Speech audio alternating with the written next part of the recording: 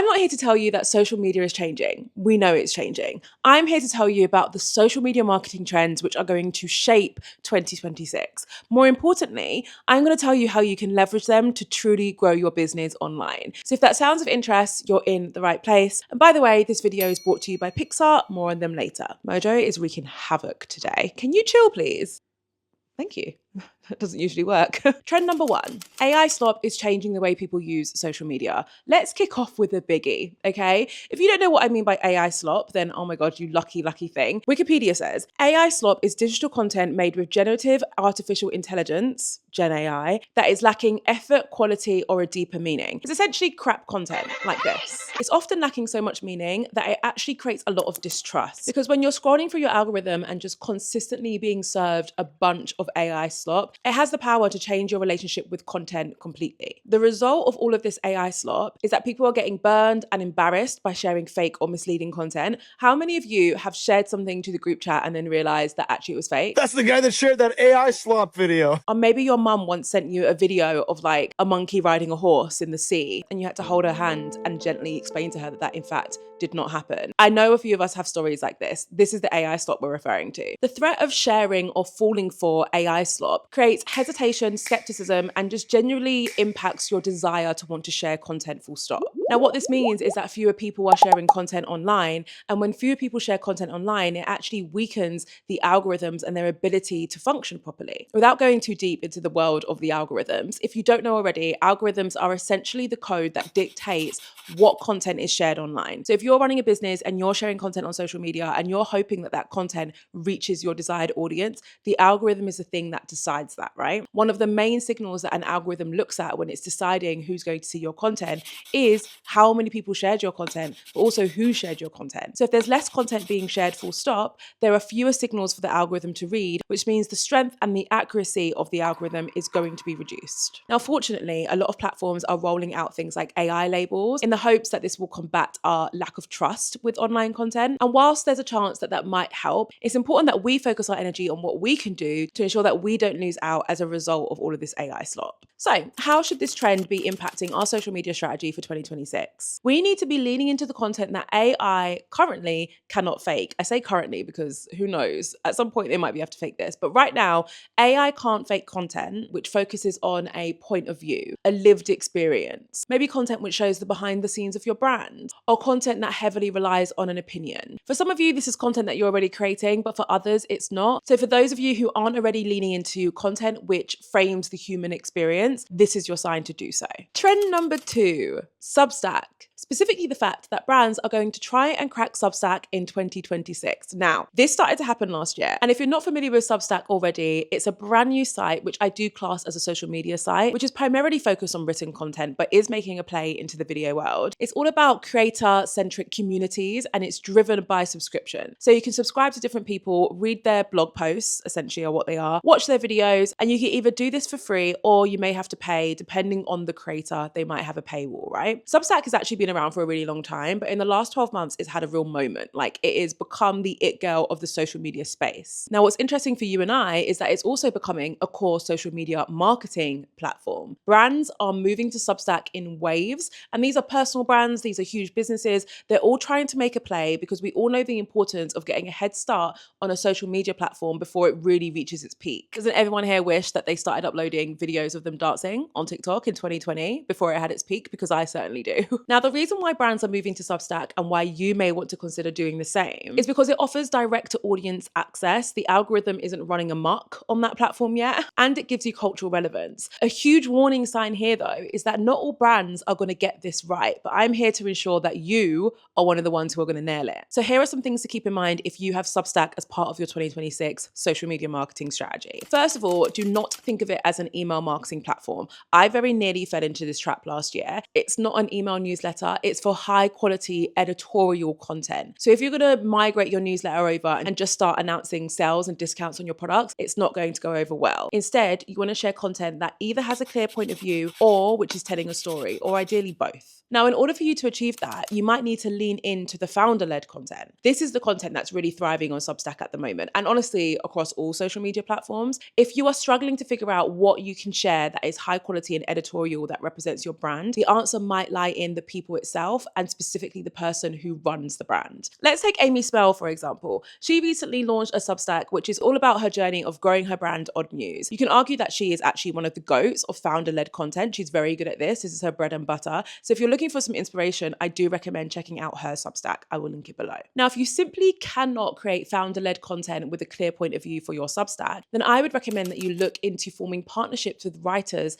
and having them co-create content for you. Now, this could appear as weekly stories from people in your community who are writing about the industry that your product is in. So if you sell beauty products, maybe you're commissioning an article every single week from someone talking about the beauty industry. If you know that you're not the right person to create content for your Substack, there are so many people out there who would be perfect for it. Lastly, do not fall into the trap of thinking this will be easy for you to create and grow because you could just use AI to do all of the work for you. As I mentioned before, Substack position themselves as this high-end editorial platform. So in order for you to thrive on it, you cannot be generating complete articles wholly from AI. If you want to use AI to speed up the process, I do recommend doing what I do, which is using the dictation feature, for example, on ChatGPT, talking through your entire newsletter from start to finish, and then having AI transcribe it and write it up for you. You can then take the full written newsletter that will be written in proper English with correct grammar, and you can tweak bits before you send it out. This way, you're still utilizing AI to speed up the process, but the output is fully yours. Like, you have dictated what the output of that newsletter is, rather than sitting down and write a newsletter about XYZ and then copy and pasting what's been generated. That's not going to cut it on Substack. The final tip I'll leave you with, and I'm so sorry if I just said the last tip was the final tip. This is the final tip. Do not treat Substack as a performance marketing channel. A performance marketing channel is a channel whose job it is to actually get you sales. So it's a channel that you use to share a lot of sales heavy messaging, also known as conversion messaging. So this is when you're like 50% off, sell now on, buy. Like, it's a lot of hard sell messaging, right? Substack is not the platform for that. It is a narrative platform. It is not for performance marketing. It's not for selling your products or services. Before we move on to the next trend, I do want to tell you about a tool which you should be using to create your social media content for your brand in 2026. That tool is called Pixar. Now, Pixar is an all-in-one creative platform with a huge selection of AI creative tools. I'm going to show you some of those tools now. So I'm in my Pixar account and I've just opened up a blank slate for an Instagram post. Now, let's say you're someone who tends to just stare at a blank page quite often, just like this one, and could do with a template to help get your content creation process started. Previously, you would just choose from one of the pre-populated templates, and there are loads of those on Pixar. However, now you can use the AI template feature, which allows you to get really specific about what you're looking for and therefore generate templates that are made for you and your brand. I'm going to use the prompt idea that they've shared here. So let's say you want to create promotional, I'm typing with one hand, so bear with me, promotional materials for a clothing baby store. Now, I'm going to say I want it for a Facebook and an Instagram story because that's the specs that I've already selected. You can also pick different color methods. I'm just going to go with all. Okay, amazing. So now I've just clicked that. So it's gotten a lot more specific about my request, which is perfect. And if I was really stuck for a prompt, I could just click inspire me and it would help me out there. Let's click generate templates and see what it gives me. And there we go. Oh my God, how cute are these? Should I start a baby clothes store? No, I'm kidding. That's very me though. If you knew how many business ideas I had in the space of 1 hour, let me tell you, I mean, it probably wouldn't shock you, but it would annoy you. Okay. They've given me 4 different templates, but I can also click generate more and it's going to give me even more. You can see that this aligns perfectly with the prompt that I shared. Do you see how easy that was to create a template that actually suits you and your brand rather than just picking from a library? Let me show you one more tool. This tool is called AI Writer, and it's personally one of my favorites because writing is not my strong point. I like to talk, in case you haven't noticed. So if I was sitting down and I knew that I needed to come up with a marketing slogan for a piece of content that I was creating, but I was drawing a blank, this is the tool I would use. So I can click what I need from this drop-down menu. Let's keep it as marketing slogan. And straight away, you can see it's already given me a bunch of slogans I can use. I can even click show more results and it's going to give me even more. All I need to do then is just click the one that I like ignite your spark, and straight away it will be added to my design. Now, if you want to take this a bit further, you can switch tabs and click on your idea. And here you can describe your ideal message. Now let's click magic prompt. And then I'm going to click show more results and it's going to give me results based off of that prompt. Do you see how easy it makes this entire process? So here we go.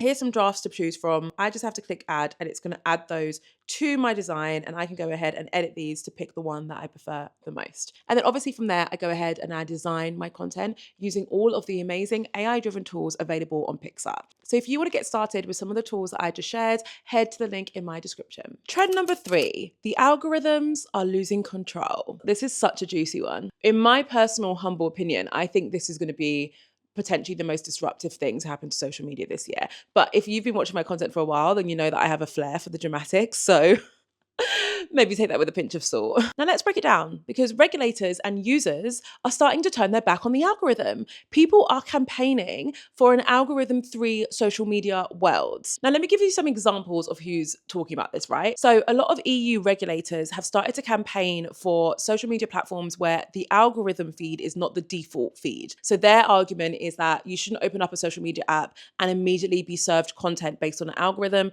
Instead, you should be served content based on who you're following. What a novel idea. It's been so long since social media looked like that it's honestly hard to remember.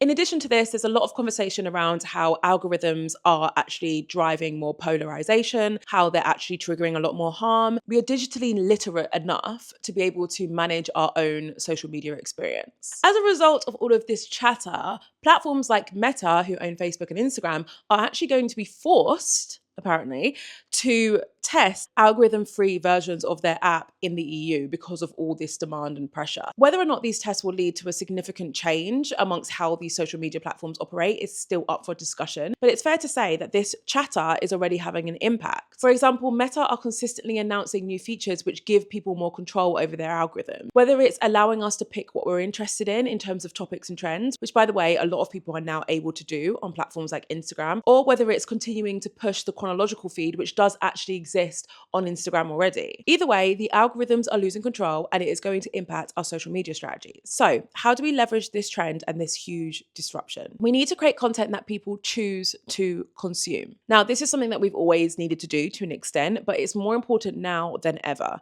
because as users get more and more control over their algorithm and potentially one day only see content from those that they follow, we need to ensure that we're creating content that our audience feels like they can't live without. Now, as brand owners, that's especially challenging because a lot of us default to sharing content about our products or our services because that's what we care about the most. But the truth is, it's not what our audience cares about the most, unless you're like the Webby or something, you know? So I want you to ask yourself, what content can you start to create that your audience will genuinely love and feel like they can't live without from this point onwards?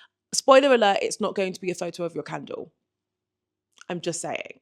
Trend number 4, AI stops making content and starts making decisions. We're back talking about AI. I know, I'm sorry, but it is just all encompassing at the moment. It is taking over the world.